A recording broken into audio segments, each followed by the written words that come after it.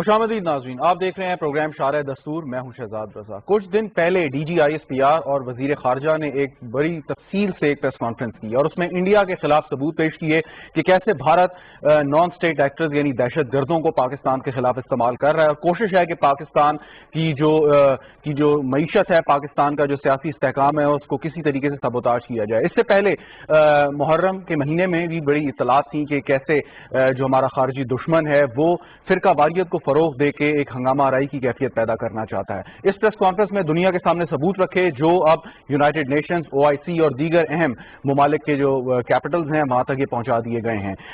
एक बात और कि पाकिस्तान का ये कहना सिर्फ पाकिस्तान की हद तक नहीं है, बड़े बड़े आलमी इदारे भारत की इस हिकमत अमली पर तनकीद कर रहे हैं। भारत ने जो कश्मीर के अंदर और भारत के बाकी मेन लैंड में जिस तरीके से एक जुल्म सितम रवा रखा हुआ है, मकबूजा कश्मीर हो या भारत के दीगर इलाके हों, वहां पर अक़लियतों के खास तौर पर मुसलमानों के साथ जो सलूक है उस पर जेनोसाइड वॉच ने एक बयान जारी किया और बड़ा एक सख्त बयान था।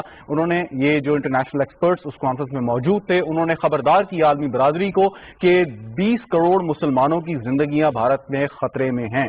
और ये बात सिर्फ कहने की हद तक नहीं है। हमने देखा कि कैसे अभी जो हाल ही में भारत के शहरों में हंगामे हुए उसमें खास तौर पर मुसलमानों को टारगेट किया गया और नरेंद्र मोदी और भारतीय जनता पार्टी और RSS की जो हिकमत अमली है, जो उनकी साइकी है, जो उनकी अप्रोच है, वो सिर्फ इसी बुनियाद पर है कि मुसलमानों को कैसे आप टारगेट करते हैं।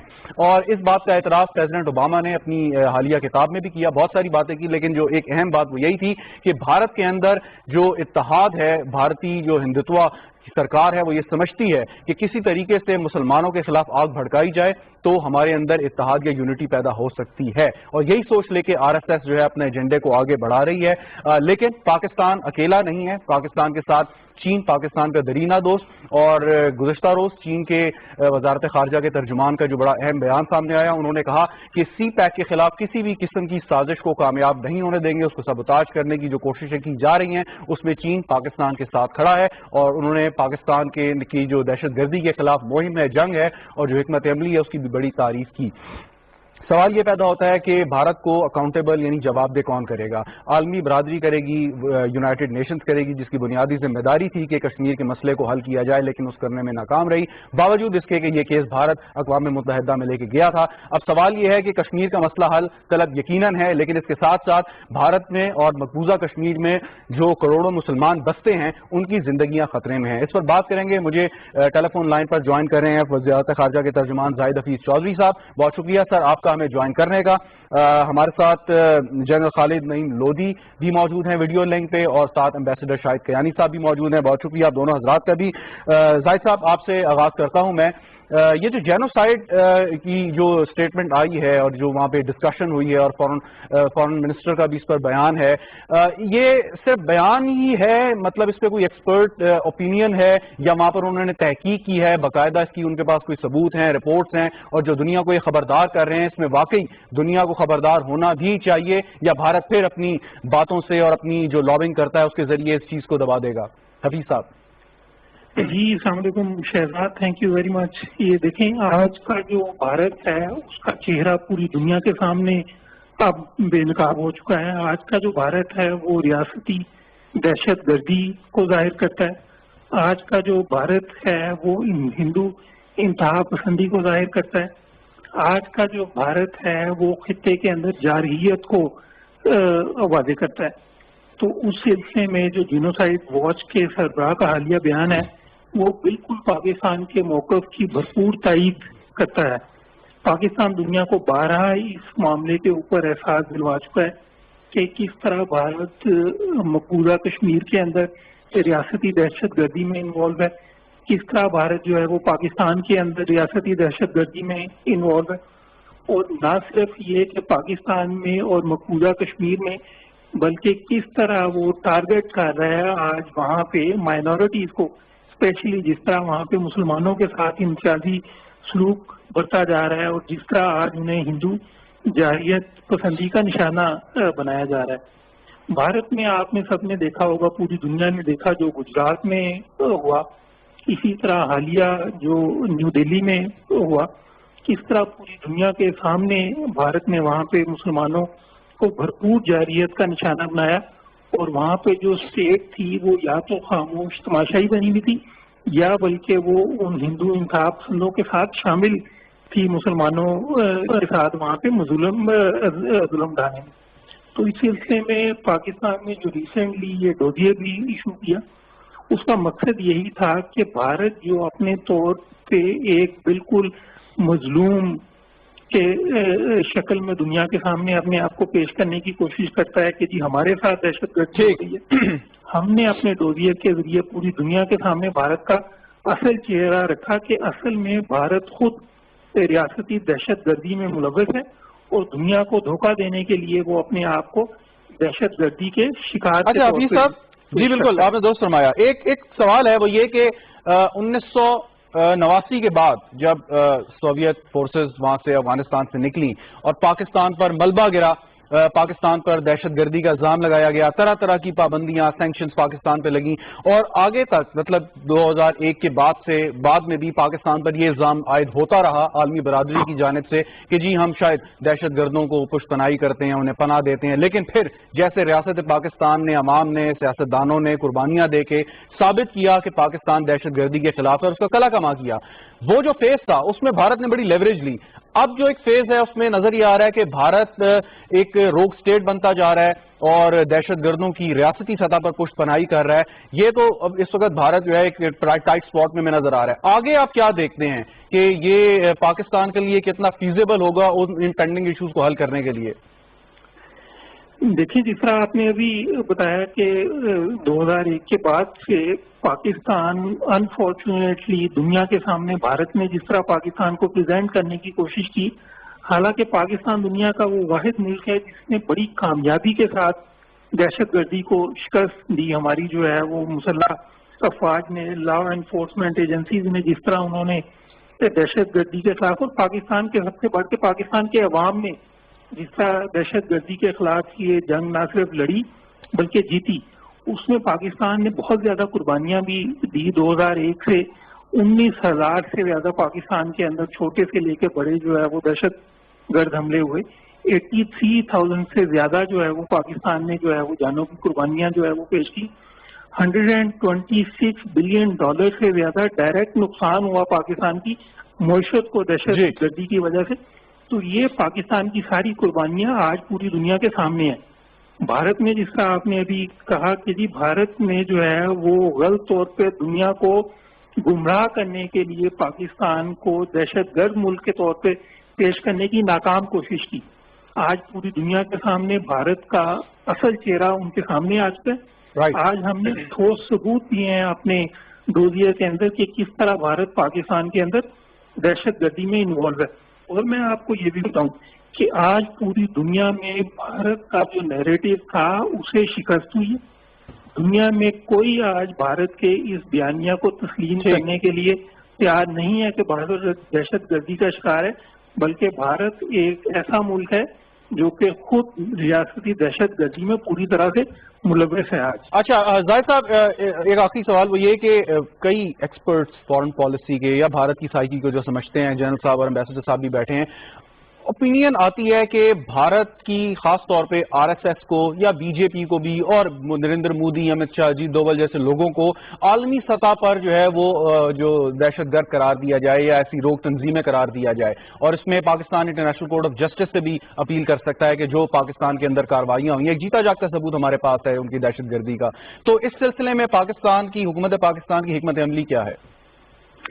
لیکن یہ حکومت پاکستان کی حکمت عملی یہ ہے کہ جی سب سے پہلے تو ہم بھارت کا یہ جو اصل چہرہ ہے یہ پوری دنیا کے سامنے رکھیں. ہم نے اپنا یہ جو ڈوزیا ہے، یہ ہم نے اپنا ڈوزیا تمام 5 جو ہے وہ permanent members of UN security council جو ہے ان کے ساتھ ہم نے یہ شیئر کیا. ہم نے انہیں بتایا ہم دنیا کے ہر فورم کے اوپر جائیں گے، ہم دنیا کے ہر پلیٹ فارم کو یوز کریں گے تاکہ بھارت کا یہ جو اصل چہرہ ہے، جو بھارت کی یہ ریاستی دہشت گردی ہے، اسے ہم پوری دنیا کے سامنے رکھ سکیں. اس میں آپ کو بتاؤں کہ پاکستان کا یہ جو موقف ہے اسے بھرپور تائید بھی حاصل ہے. ابھی آپ نے چین کی جو ہے وزارت خارجہ کا بیان دیکھا ہوگا. ہم یہ سمجھتے ہیں کہ سی پیک جو ہے نہ صرف پاکستان کی اور چائنا کی بلکہ پورے ریجن کی ترقی کے لیے انتہائی اہم ہے. اور نہ صرف پاکستان چائنا بلکہ باقی اور دنیا کو بھی، اس ریجن کے اور ممالک کو بھی اس چیز کا پوری طرح سے ادراک ہے کہ کس طرح بھارت جو ہے وہ سی پیک کے خلاف سازشیں کرنے میں مصروف ہے. اچھا زاہد صاحب مل کر جو ہے وہ ناکام بنائیں گے. تو زاہد صاحب کیا آر ایس ایس کو بین الاقوامی سطح پر دہشت گرد تنظیم قرار دے دینا چاہیے یا نہیں؟ دیکھیں جی، ہر وہ کام، میں یہ سمجھتا ہوں کہ ہر وہ کام جس سے بھارت کا اصل چہرہ جو ہے وہ بے نقاب ہو، اور جس طرح یہ ریاستی دہشت گردی میں ملوث ہے، جس طرح مقبوضہ کشمیر میں یہ ریاستی دہشت گردی میں ملوث ہے، اور جس طرح مسلمانوں کو آج ٹارگٹ کیا جا رہا ہے انڈیا میں، تو اس کے لیے ہر وہ قدم جو ہے اٹھانا چاہیے اور ہر وہ ایفرٹ ہمیں کرنی پڑے گی جس سے ہم بھارت کے اصل چہرے کو بے نقاب کر سکیں. ٹیک اٹ ایز یس. بہت بہت شکریہ زاہد حفیظ چودھری صاحب، وزارت خارجہ کے ترجمان ہمارے ساتھ موجود تھے. جنرل صاحب آپ کی جانب آتا ہوں، فارن آفس اسپوکس پرسن کا آپ نے یہ سنا جو ان سے میں کچھ کوشچنس کر رہا تھا، تو اب واقعی میں وقت ہے کہ بھارت کے اندر یہ جو چند نام نہاد تنظیمیں ہیں اور حکمرانی بھی کر رہی ہیں بدقسمتی سے، اور کچھ لوگ ہیں، ان کو باقاعدہ طور پر انٹرنیشنلی آئسولیٹ کیا جائے، ڈکلیئر کیا جائے. جینوسائیڈ واچ کی رپورٹ بیان آپ نے دیکھ لیا، پاکستان نے ڈاسیے دیے وہ آپ نے چیک کر لیے، باقی کتنے ثبوت سارے موجود ہیں. So what else do we need? جی دیکھیں، جینوسائیڈ واچ نے تو یہ پہلی دفعہ نہیں، میرا خیال دوسری تیسری دفعہ یہ وارننگ دی ہے، لیکن آپ کو ذرا ہسٹری پر نظر دوڑانی چاہیے، اور بالکل جو ریسنٹ ہسٹری ہے، یہ جو ڈپلومیسی ہے یہ آپریٹ کرتی ہے، جو پولیٹیکل اور اکنامک ورلڈ آرڈر ہے اس کے اندر ہی آپریٹ کرتی ہے، اسے باہر نہیں کر سکتی، اس کی لمیٹیشنز ہیں. تو ہماری ڈپلومیسی نے بہت اچھا کام کیا ہے within in the limits available to them. آپ دیکھیں کہ کشمیر کا مسئلہ جس طریقے سے اجاگر ہوا ہے، اور اب جیسے آپ خود بات کر رہے تھے کہ اب دنیا کو کم از کم یہ باور کرا دیا گیا ہے کہ جو وہاں پر لوگ اپنی مزاحمت کرتے ہیں وہ ڈیفینیٹلی دہشت گرد نہیں ہے، اور ایک ریاستی دہشت گردی وہاں پر چل رہی ہے. اس سے پہلے آپ نے دیکھا ہوگا روہنگیا مسلمانوں کے ساتھ برما میں کیا ہوا، یمن بھی آپ کے سامنے ہے، اسرائیل کی مثال آپ کے سامنے ہے. تو یہ معاملات ایسے سمپل نہیں ہے کہ ایک چیز برائی ساری دنیا کو نظر آ رہی ہو، بالکل سامنے ہو تو اس پر وہ ایکٹ کرتے ہیں.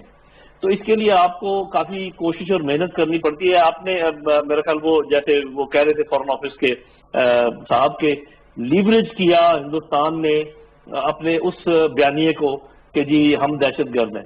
اب یہ لیوریج کرنے کی بات ہے، اور لیوریج کرنے کے لیے آپ کو تھوڑا سا لافیئر کی طرف جانا پڑے گا. دیکھیے بڑا اچھا کام کیا انٹیلیجنس ایجنسیز نے کہ آپ کو ایک معلومات فراہم کر دی. فارن آفس نے بڑا اچھا کام کیا کہ اس کو پھیلا دیا، مختلف سطح تک پہنچا دیا.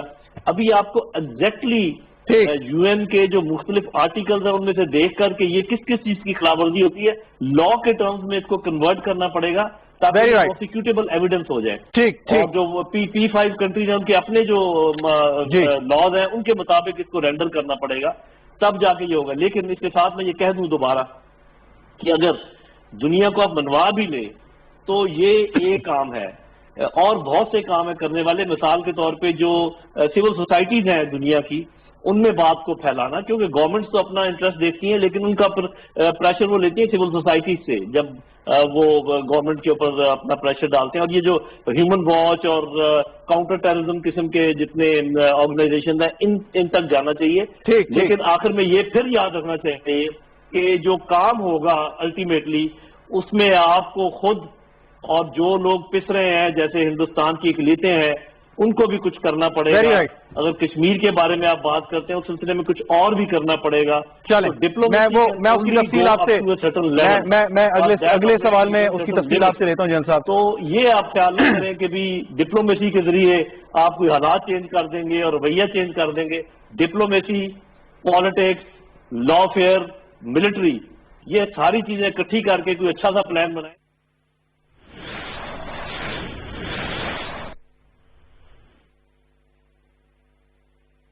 کر رہا ہوں کہ وہ وعدے پورے کر لیں. میں نے ان سے یہ ان میٹنگز میں درخواست کی تھی، ڈیمانڈ رکھی تھی، اور سلوشن کی بات وہ یہ تھا کہ سندھ بلڈنگ کنٹرول اتھارٹی نہیں ہونی چاہیے. 6 ڈویژن ہیں، ہر ڈویژن کی انڈیپینڈنٹ بلڈنگ کنٹرول اتھارٹی ہونی چاہیے.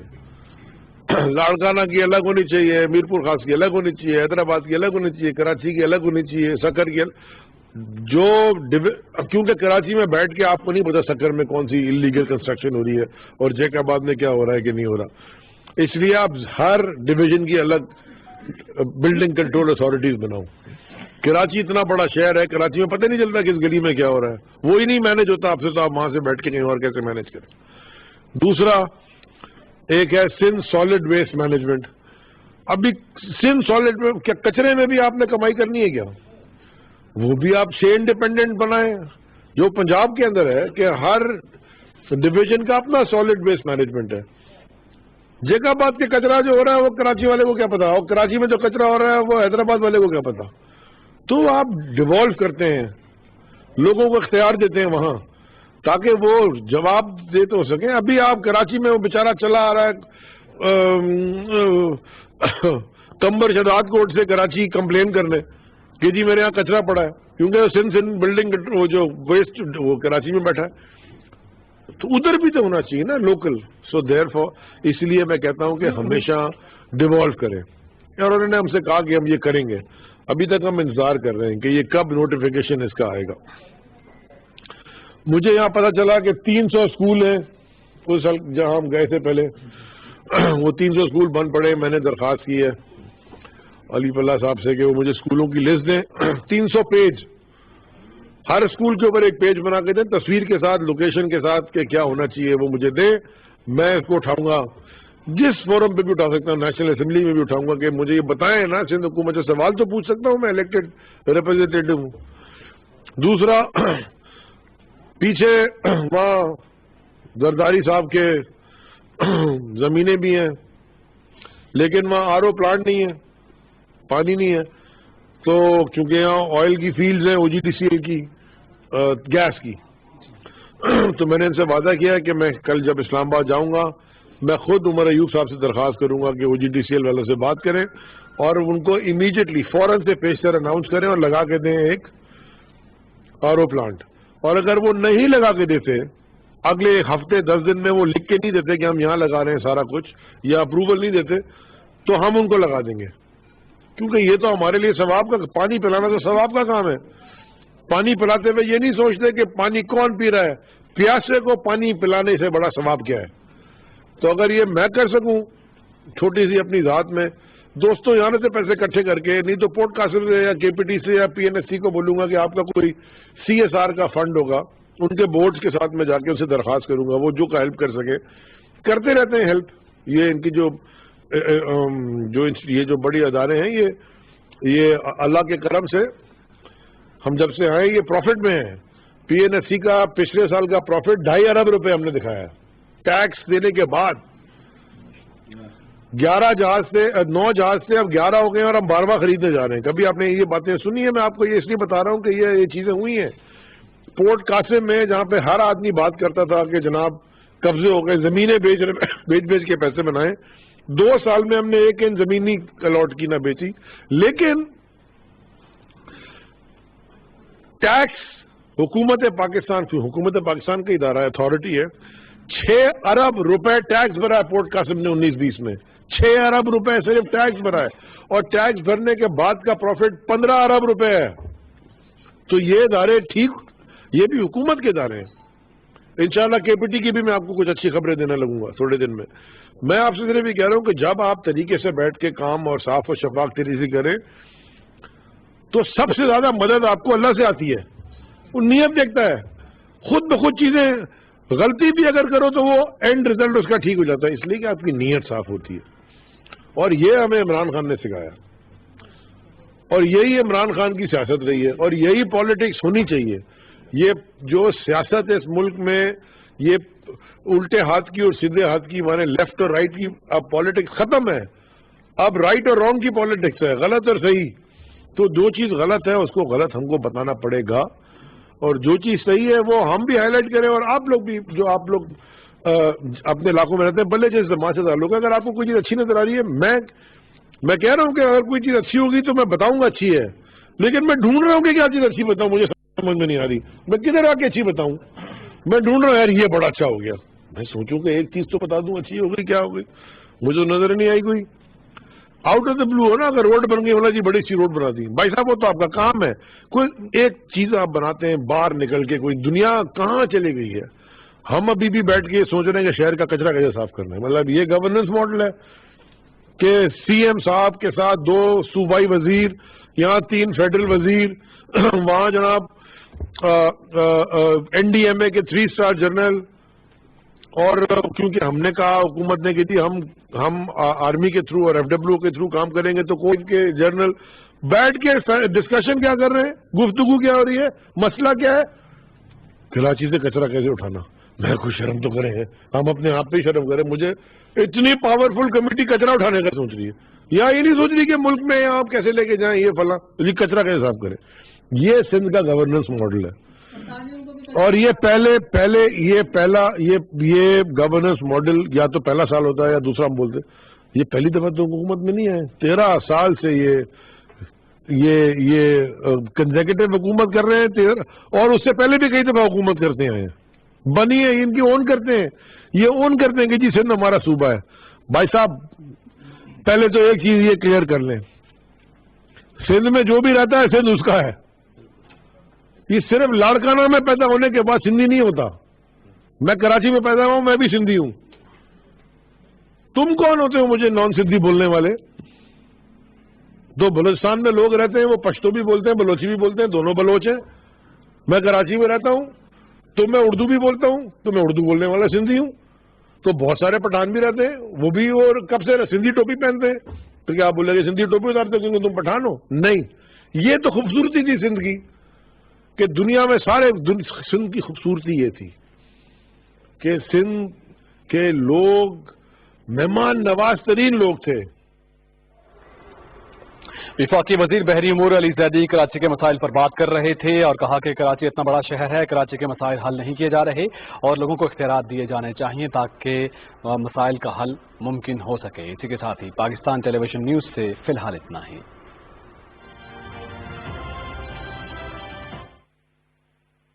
آپ کے خیال میں کیا اتنا سمپل اور ایزی ہے یہ؟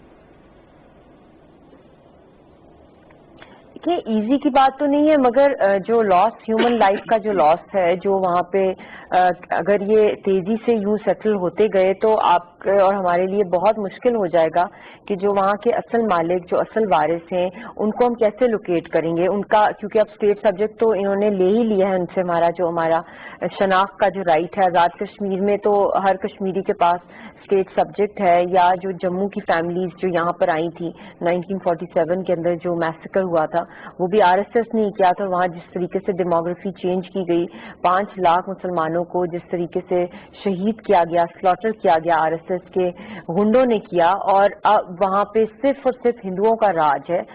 وہاں پہ کیسے ہم لوگ 70 سال سے اوپر ہو گئے, کوئی وہاں پہ واپس فیملیز نہیں گئیں جو بچ گئیں, جنہوں نے اپنی جانیں بچائیں. تو وہی حال اس وقت کشمیریوں کے ساتھ ہو رہا ہے کہ ان کو وہاں سے شفٹ کرایا جا رہا ہے, ان کے گاؤں خالی کرائے جا رہے ہیں, ان کو ایل او سی کے قریب شفٹ کیا جا رہا ہے, یا ان کو غائب کیا جا رہا ہے, یا ان کو جیلوں میں بند کیا ہوا ہے. تحریک جو ہماری پولیٹیکل تحریک ہے, ہمارے رائٹس کی جو تحریک ہے, جو ہماری ریلیجس فریڈم ہے, ہر طرح کا فریڈم جو کشمیریوں کا, جو اکنامک رائٹس ہیں, وہ سارے کے سارے ان کے سپریس کر دیے گئے ہیں. تو اگر یہاں پہ زیادہ سے زیادہ یہاں انڈینس کو لے آئے اور ان کو کشمیری بنا دیا انہوں نے پیپرز کے اوپر, تو پلیبسٹ پہ کرایا, تو کتنا مشکل ہو جائے گا وہاں پہ ان کو باہر نکالنا اور ووٹنگ کروانا جو جینوئن کشمیریز ہیں. آپ کے اور میرے لیے شاید آسان ہو لوکیٹ کرنا بائی فیس, بائی فیملی, کس قصبے کے مگر آن دا ہول پورا نیشن کو جس طریقے سے کاسمیٹک چینجز لانا, تو یہ تو بہت مشکل ہوتا ہے پک اینڈ چوز کرنا کہ کون جینوئنلی کشمیری ہے اور کون انڈین ہے وہاں پہ. جان صاحب, آپ نے کہا کہ خالی سفارتکاری اس مسئلے کا حل نہیں ہے, لیکن سفارتکاری اہم بھی ہے, اور پاکستان جس طریقے سے آپ نے خود یہ بات کی کہ بڑی سکسیسفلی بھارت کے چہرے کو جس طریقے سے بے نقاب کیا ہے, سفارتکاری کے ذریعے کیا ہے. اس کے علاوہ پاکستان کیا کر سکتا ہے؟ جیسے مشال بات کر رہی تھی کہ آبادی تبدیل ہوگی, اس کے بعد بھارت کے پاس بڑا آسان جواز ہوگا کہ اگر آپ نے یہاں پہ کوئی ریفرینڈم کرانا ہے, پلیبسائٹ کروانی ہے, تو آپ کروائیے, دیکھیے کون کہاں رہنا چاہتا ہے. جی دیکھیں, پہلی بات تو یہ کہ سفارتکاری جو ہے وہ صرف اہم ہی نہیں بلکہ نہایت اہم ہے. جس کو آپ ہراول دستہ کہتے ہیں, وین گارڈ کہتے ہیں, جس کا مطلب سب سے آگے چلتی ہے, راستہ بناتی ہے. تو سفارتکاری کا تو رول بہت اہم ہے. لیکن ایک چیز میں آپ کے سامنے لانا چاہوں گا کہ یہ جو ابھی ہم نے ڈوزیئر بنایا ہے اور جو ہم نے چیزیں اس میں ثابت کی ہیں وہ کیا ہیں؟ مطلب کیا اس کو آپ کہہ سکتے ہیں کہ ایک خاص قسم کی جنگ ہم پر مسلط ہے؟ جب وہ اندرونی طور پہ ہمیں ڈی اسٹیبلائز کرنا چاہ رہے ہیں اور باقاعدہ لوگوں کو اسلحہ فراہم کر کے اور گولہ بارود فراہم کر کے ہمارے اندر جو کارروائی کر رہے ہیں، کیا اس میں اب کوئی شک شبہ ہمارے کچھ بھائی بہنوں کو پہلے تھا کہ جی یہ ویسے ہی جو ہے نا اسٹیبلشمنٹ اپنے بیانیے کو آگے بڑھانے کے لیے کرتی ہے؟ تو we are right in the middle of hybrid war. تو پھر میرا سوال یہ بنتا ہے کہ جب آپ کے اوپر جنگ مسلط کی جائے تو پھر کیا آپ کے پاس چوائس ہوتی ہے کہ یو وانٹ پیس اور you want war? This choice is only there جبکہ جنگ نہ ہو. اور یہ جو مشال صاحبہ بات کر رہی تھی وہ شاید کھل کے کہہ نہیں پا رہی ہیں، میں بات آپ کو بتا دیتا ہوں. آپ نے کہا کہ جی جو وہاں مزاحمت ہو رہی ہے، ارے بھائی وہاں پر جو ریشیو ہے اتنا ایڈورس ہے اگینسٹ دی فریڈم فائٹرز کہ ہر ایک کشمیری پر، ہر 7 کشمیریوں کے اوپر ایک پورا اسلحہ بردار فوجی موجود ہے. اتنا ہائی ریشیو فوج اور سولین کا جب ہو تو وہ کچھ نہیں کر سکتے، چاہے جتنے بھی بہادر ہو. اللہ تعالیٰ ان کو لمبی زندگیاں دے اور وہ ان کے جو مشن ہے اس میں کامیاب کرے. تو میں یہ کہتا ہوں کہ یہ جو ابھی ہم نے ڈوزیئر بنایا ہے، this should give us that right. ہمیں یہ حق ملنا چاہیے، دنیا کو ہم بتا دیں کہ جو کچھ بھارت ہمارے ساتھ کر رہا ہے کیا وہ بھی ہمارا حق نہیں ہے کہ ہم بھارت کے ساتھ کریں. اور ایک اور بات اب یہ سن لیجیے کہ جب اگر کشمیری آپ کے بھائی ہیں اور آپ کی بہنیں ہیں اور آپ پڑوسیوں کو اور محلے داروں کو آگے کہیں کہ دیکھو جی یہ کیا کر رہے ہیں، تو وہ پہلے پوچھیں گے آپ نے کیا کیا. دیکھیں جنرل صاحب، تو بہت سمپل بات ہے.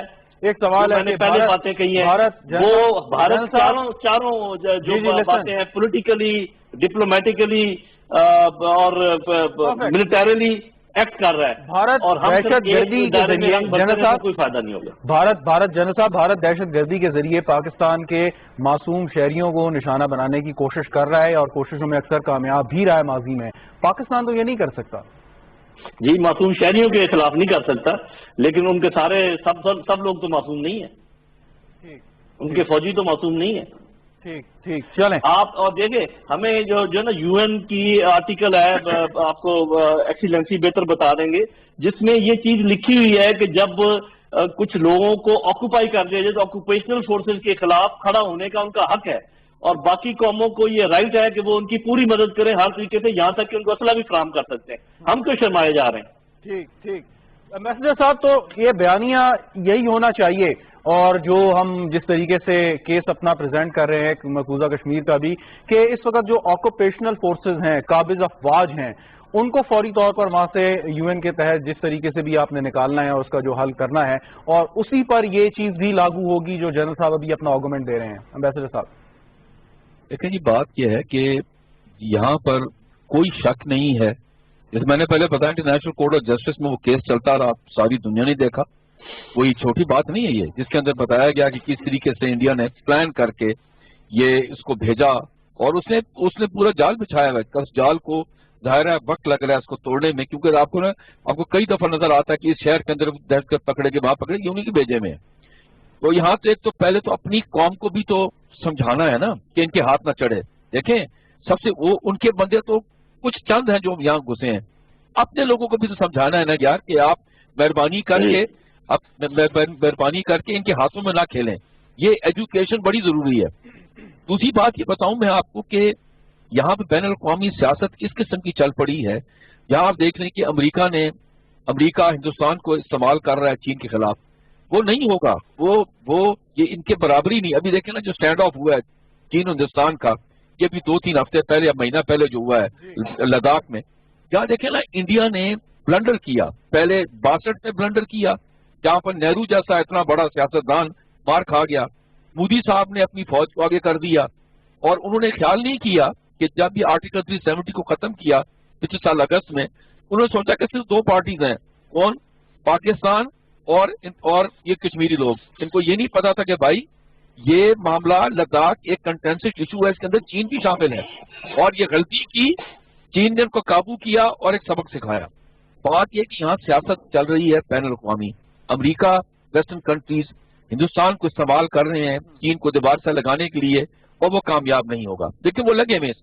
اسی لیے جب ہم یہ ڈاکومنٹس لے کے جاتے ہیں، پہلے بھی لے کر گئے، ابھی بھی لے کر گئے ہیں، یہ اس کا اتنا اثر نہیں ہوتا. لیکن ایٹ دا سیم ٹائم ہمیں اپنی کوشش جاری رکھنی چاہیے، کیونکہ ہمیں اصل چہرہ دکھانا چاہیے کہ ہندوستان آپ کہتے ہیں کہ کتنا بڑی جمہوری ملک ہے، سب کچھ ہے، وہاں دیکھیں یہ کر کیا رہا ہے اپنے ہمسایہ ملک کے ساتھ. میں بتاؤں کہ ہمسایہ ملک جتنے ہیں، مثال کے طور پر نیپال ہے، سری لنکا ہے، وہ ان سے تنگ ہیں بلیو کریں، لیکن کیونکہ اتنا بڑا ملک ہے ان کے ملک میں دخل اندازی بھی کرتے ہیں، لیکن بیچارے وہ بول نہیں سکتے.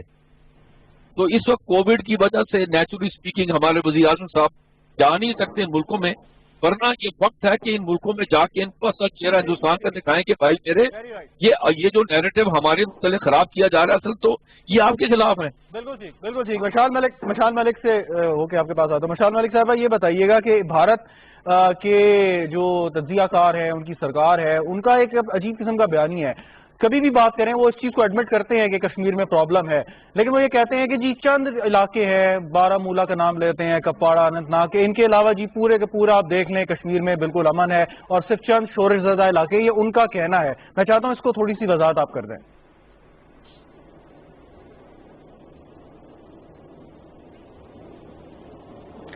دیکھیں یہ ان کا علاقہ کیسے ہو سکتا ہے؟ یو این کی ریزولوشنز کے مطابق یہ ہندوستان کا علاقہ ہے ہی نہیں. یہاں پہ پلیبسٹ ہونا ہے. یہ ایک ایڈمنسٹریٹو فورس نہیں بلکہ ایک آکیپائر ہے.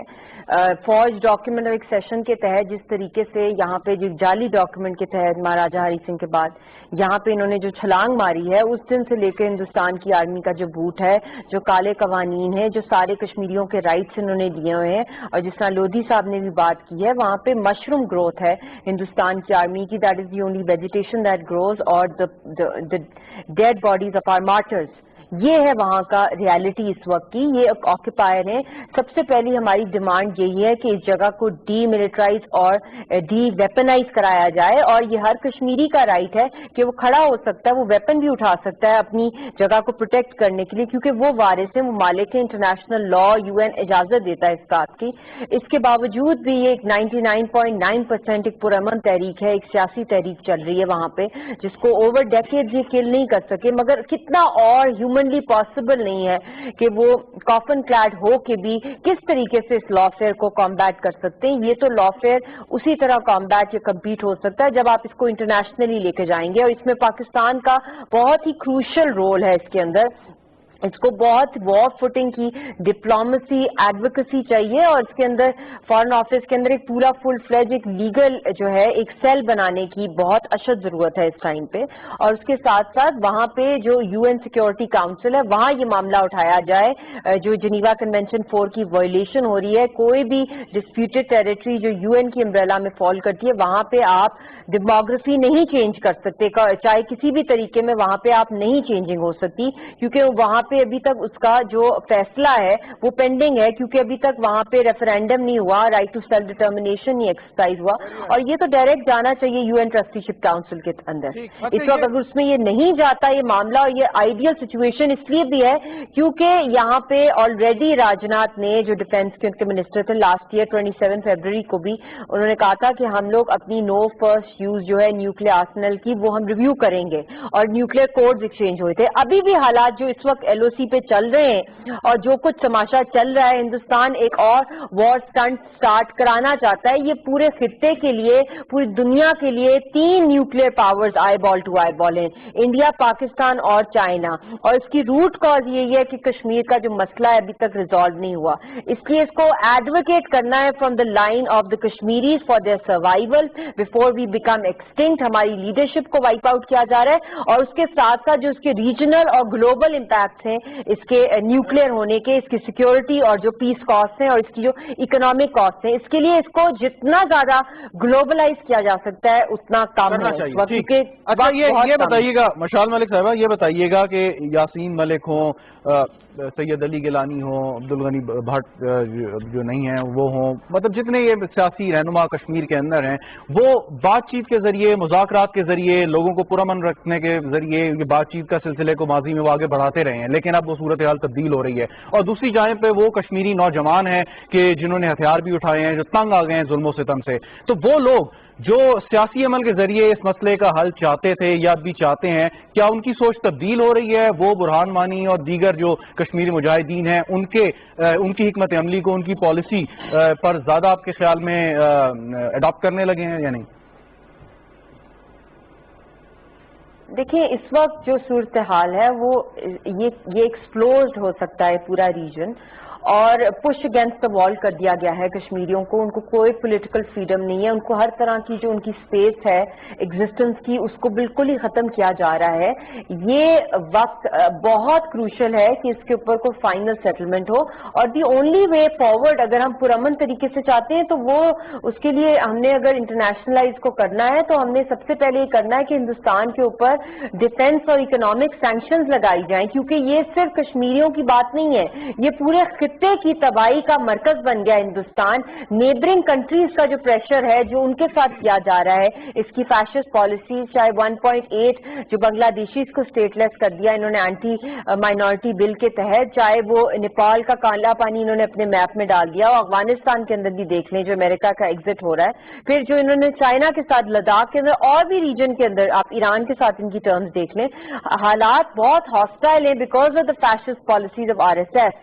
تو یہاں پہ اس وقت کشمیری کا جتنا بھی ہیومنلی پاسبل، جو میں نے آپ کو پہلے بات کی ہے، اس سے زیادہ اور بہادر کون ہو سکتا ہے کہ ہر بندے نے کفن باندھا ہوا ہے 70 سال سے، جتنے بھی کشمیری اس وقت تک زندہ ہیں وہ مقابلہ کریں، نہتا مقابلہ کریں جو دنیا کی تاریخ میں آج تک نہیں ہوا کہ اتنی پرولونگ ریزسٹنس ہو، جو کہ پرامن ریزسٹنس ہو. ہمارے پاس کوئی آرمی نہیں، اگر سارے کشمیری بھی کہاں سے ویپن لائیں گے؟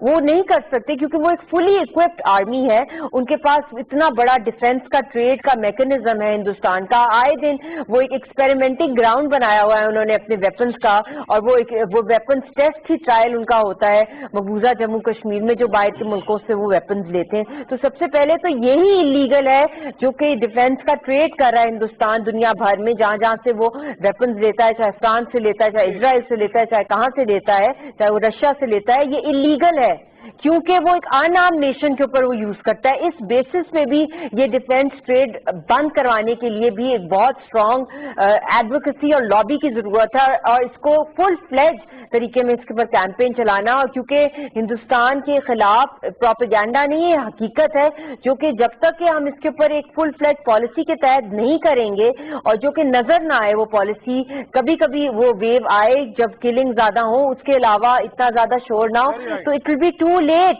اور جب تک وہاں پہ کشمیری الائیو ہے، کوئی راستہ ہے اس کا پرامن رکھنے کا، مگر جب کشمیری ایکسٹنکٹ ہو جاتے تو یہ امپاسبل ہے. یہ اللہ نہ کرے مگر جس تیزی سے وہ جا رہے ہیں یہی ہونے والے ہیں. ہم اور کتنا کریں کشمیری تو اپنی ریزسٹنس کر رہے ہیں، بندوق تو کسی کے پاس ہے ہی نہیں، کہاں سے وہ لائیں بندوقیں، کہاں سے وہ کچھ ٹینک لائیں، کہاں سے وہ کچھ بامز لائیں؟ وہ خود ہی اپنے آپ کو سامنے کیا، گھر جلا دیے، بستیاں جلا دی ہیں، لوگوں کے گھروں کے اندر وہاں پہ ماتم چل رہے ہیں. تو یہ تو بات کیا ہے کہ وہ کیا سوچ رہے ہیں؟ یہ تو یہ تو ان ایکسیپٹیبل. وہ تو صرف یہی سوچ رہے ہیں کہ ان کو آزادی چاہیے، وہ موت سے کھیل رہے ہیں اور آزادی ان کو یقیناً ملے گی بھی. جنرل صاحب، یہ جو مشال ملک صاحبہ بات کر رہی تھیں نیوکلیئر فلیش پوائنٹ اور 3 بڑی طاقتیں، اور بھارت نے جس طریقے سے یہ ایسکلیشن میں اتنا خطرناک تک اضافہ کر دیا ہے، آپ کے خیال میں واقعی اس وقت ہم مطلب جینوئن کنسرن ہے کہ نیوکلیئر فلیش پوائنٹ پر بیٹھے ہیں؟ اور اگر واقعی ہے تو دنیا بھر میں جو ممالک اس پر اثر انداز ہو سکتے ہیں وہ کیا سوچ رہے ہیں کہ بس اگر یہاں پر کچھ فلیش ہوتا ہے تو اس کے شعلے ہمارے تک نہیں آئیں گے، ہم سیف ہیں؟ جی، پہلی بات تو یہ کہ صاف ظاہر ہے کہ اس میں کوئی شک نہیں ہے کہ 3 نیوکلیئر پاور جہاں پر انوالوڈ ہوں اور اتنے پولیٹیکلی بڑے گمبھیر قسم کے مسائل ہوں تو فلیش پوائنٹ تو یہ ہے. لیکن اسی فلیش پوائنٹ کے اندر اگر ایک اینٹی کچھ کر رہے اور کچھ کم کر رہی ہے یا دنیا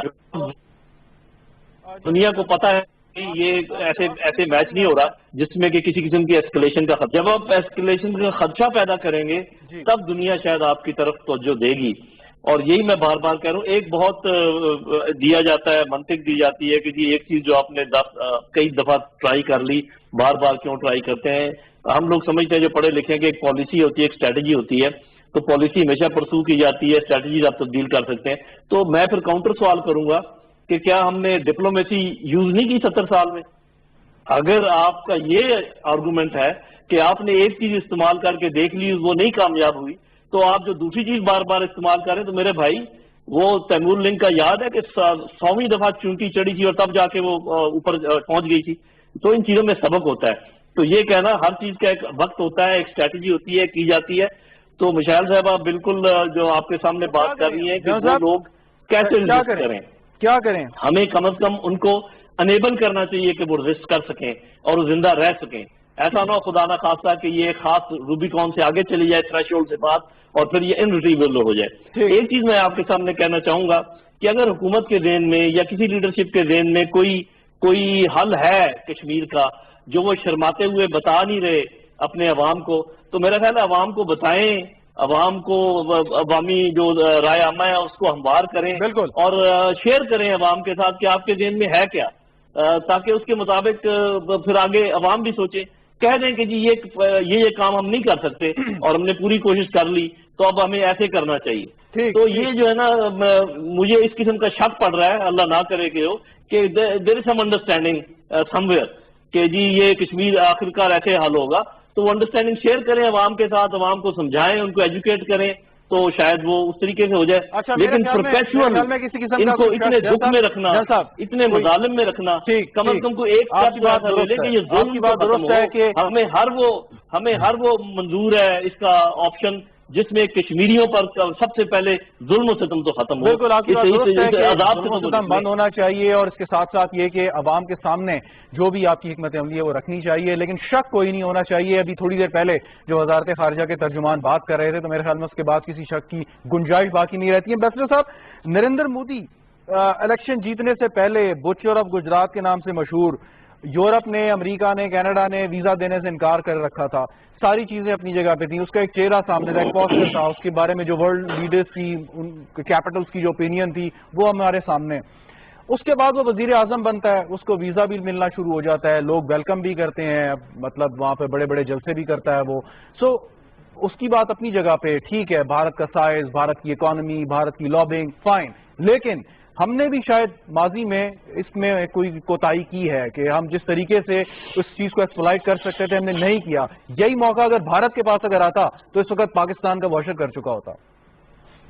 دیکھیں جی, میں آپ کو اتنا بتا دوں, ابھی آپ نے جنرل صاحب کو بھی سنا, مس ملک کو بھی سنا, بالکل فلیش پوائنٹ ہے, نیوکلیئر فلیش پوائنٹ ہے. لیکن ایک بات یاد رکھیں, دیکھیں 1962 میں جب کیوبن میزائل کرائسس ہوا تھا اور بالکل سوویت یونین اور امریکہ آئی بال ٹو آئی بال تھے, سب سے پہلا کام کیا کیا, بات چیت کی, ہاٹ لائن بنائی, اور اس کے بعد آپ دیکھ لیں سبسیکوینٹ جتنے سکسیسو امریکن صدر تھے اور سوویت جو کمیونسٹ پارٹی ہیڈ تھے وہ جگہ جگہوں پہ ملتے رہے جنیوا میں. کس لیے؟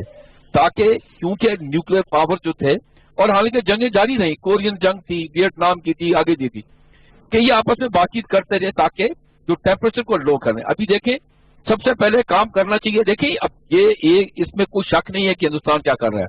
سب سے پہلے آپ کو ڈپلومیٹک لیول جو آپ اس وقت ہے اس کو ریز کرنا پڑے گا, آپ کو سفیر بھیجنا پڑے گا اپنا ہائی لیول کا, اور وہاں پر ہندوستان کو بھیجے. کیوں؟ آپ نے ان کو میسج ہائیسٹ لیول پہ پہنچانا ہے کہ بھائی یہ جو کچھ آپ کر رہے ہیں یہ غلط ہے. اس کے لیے اگر آپ کشمیریوں کا ظلم اس وقت ختم ہوگا جب ہندوستان اور پاکستان ٹیبل بیٹھیں گے. میرے سوال اس کے بغیر اس کے میں بتا دوں, اس کے بغیر بات چیت کے بغیر کچھ نہیں ہوگا. وقت کی کمی ہے پروگرام میں, میرے سوال پہ آ جائیے گا. اور پولیٹیکل لیڈرشپ دونوں کہہ رہی ہیں اس کا ملٹری حل نہیں ہے, اس کا پیسفل حل ہے. اور میں آخری بات بتاؤں, سوال پہ آ جائیے کہ نریندر مودی نے پچھلے سال سے کیا ہوا ہے وہ انٹینیبل ہے. وہ بھی چاہیں گے راستہ نکلے, راستہ نکلے گا بات چیت. ملک صاحب فائنل کامنٹ آپ سے, جو ایمبیسڈر صاحب بات کر رہے ہیں, لیکن میرا جو سوال تھا کہ نریندر مودی کا جو چہرہ تھا اور جو اس کے بارے میں جو اوپینین تھی, اس کو ویزا نہیں ملتا تھا, لیکن اب وہ نریندر مودی بھارت کا وزیر اعظم ہے, اس کا امریکہ میں مودی صاحب جلسے کیے تو انہوں نے سب سسپینڈ کر دیا. تو اس لیے ہمیں تھوڑا سا فائنل کامنٹ یہی ہے. جی جی دیکھیں میری بات اجازت دیں, دیکھیں وہ تھوڑا سا میں فائنل کامنٹ لینے کے لیے وینٹیلیٹر پر, ہیلو جی آپ جاری رکھیے. جی میں بس یہ کہہ رہی ہوں کہ ایک پوری قوم اس وقت وینٹیلیٹر پر ہے اور سب سے بڑا کرائم دنیا میں جینوسائیڈ کہلایا جاتا ہے، جس کے خلاف ایک آرڈر پاس کیا مودی سرکار نے پچھلے سال. وار فوٹنگ کی ڈپلومیسی چاہیے پاکستان کی طرف سے. فلی اکوپ فلی ٹرینڈ کشمیر اینوائز نامنیٹ ہونے چاہیے تھے جو کہ ابھی تک نہیں ہوئے اور ان کو ہونا چاہیے، اور لابی کرنی چاہیے کہ یو این کی طرف سے کشمیر اینوائے ایک انٹرنیشنلی ریناؤنڈ ایک کشمیر اینوائے نامنیٹ ہو، اور اس کے ساتھ ساتھ جس طرح میں نے پہلے کہا ہے کہ U N trusteeship council کے تھرو یہ معاملہ حل کیا جائے، ایڈمنسٹریٹو فورس بھیجی جائے وہاں پہ یو این کی، جہاں پہ رائٹ ٹو سیلف ڈٹرمنیشن کی موومنٹس ہوتی ہیں، وہاں چاہے ان کو 5 سال لگیں 10 سال لگیں وہاں پہ یہ پڑاؤ کر لیتی ہیں. یہ ان کا اپنا لا ہے، پرماننٹ آرگن ہے، اس کے اندر بھی لابی کی جائے، یہاں پہ بھی ایڈوکیٹ کرایا جائے، جنیوا کنونشن 4 کے تحت بھی سیکورٹی کاؤنسل میں لے کے جایا جائے، اور چائنا پرماننٹ 5 کنٹریز میں ریجنل جو کنٹریز ہیں نیبرنگ کنٹریز ہیں ان کو آن بورڈ لیا جائے، اور پرماننٹ 5 کنٹریز اب تو جو بائیڈن نے بھی کشمیر کے حق میں جو باتیں کی تھیں اپنی کیمپین میں ان کو بھی انگیج کرایا جائے، گلوبل لیڈرشپ کو بھی لیا جائے on board, especially permanent 5 countries. بہت شکریہ مشال ملک صاحبہ ہمارے ساتھ موجود تھیں. جنرل خالد نعیم لودھی صاحب، ایمبیسڈر شاہد کیانی صاحب، آپ دونوں حضرات کا بھی بہت بہت شکریہ. ناظرین، بھارت باوجود اس کے بڑا ہے پاکستان سے سائز میں، بھارت باوجود اس کے کہ معیشت میں پاکستان سے زیادہ مضبوط ہے، آبادی زیادہ ہے، بھارت کے تعلقات بہت سارے ممالک سے بہتر ہیں، بھارت کی جو لابنگ ہے وہ بہت بہتر ہے، لیکن باوجود اس کے پاکستان کے اس موقف کو دنیا تسلیم کر رہی ہے، بھارت کے موقف کو دنیا رد کر رہی ہے. کشمیر کے اوپر بھارت کے موقف کو جو ماضی میں جو پذیرائی ملتی تھی وہ نہیں مل رہی. بھارت کے بیانیے کو، بھارت کے دلائل کو دنیا اس وقت رد کر رہی ہے، اور اس کی صرف اور صرف وجہ یہ ہے کہ بھارت نے جس طریقے سے کشمیریوں کے اوپر ظلم و ستم کا جو ایک انبار لگا دیا ہے اس کو کسی صورت بھی جسٹیفائی نہیں کیا جا سکتا، اس کی کوئی تائید نہیں کر سکتا. اور جو عالمی ادارے جو کسی ملک کے بشمول پاکستان اس کے دباؤ میں نہیں ہیں وہ اپنی آزادانہ رپورٹ دے رہے ہیں کہ بھارت کے اندر، کشمیر کے اندر کس طریقے سے مسلمانوں کی جانوں کو خطرہ ہے، اور پاکستان نے جو کامیاب سفارتکاری کا ایک آغاز کر رکھا ہے اس میں یقیناً جو میرے پینلسٹ تھے تیزی لانے کی یقیناً ضرورت ہے. کیسے؟ اور اس کے ساتھ ساتھ جو مشال ملک صاحبہ نے کہا کہ ابھی امریکی صدارتی انتخابات ہوئے ہیں، پریزیڈنٹ جو بائیڈن کا ایک رشتہ ہے پاکستان کے ساتھ، پاکستان آ بھی چکے ہیں، پاکستان کے جو رہنما ہیں ان سے ان کو جانتے بھی ہیں، کشمیر کے مسئلے کو سمجھتے بھی ہیں، تو ان کو اس سٹیج پر شامل کرنا انتہائی ضروری ہے. ہم ڈیلے نہ کریں، کوتاہی نہ ہو کہ نریندر مودی وزیر اعظم بننے سے پہلے دنیا کے سامنے کچھ اور تھا، وزیر اعظم بننے کے بعد دنیا کی جو رائے تبدیل ہوئی، شاید اس وقت ہم یہ ایک بڑی ایگریسو ڈپلومیسی کرتے تو اس وقت نریندر مودی کا کچھ اور چہرہ دنیا کے سامنے ہوتا اور موقف بھی دنیا کا کچھ اور ہوتا. بہرحال پروگرام دیکھنے کا شکریہ، اجازت دیجیے، خدا حافظ.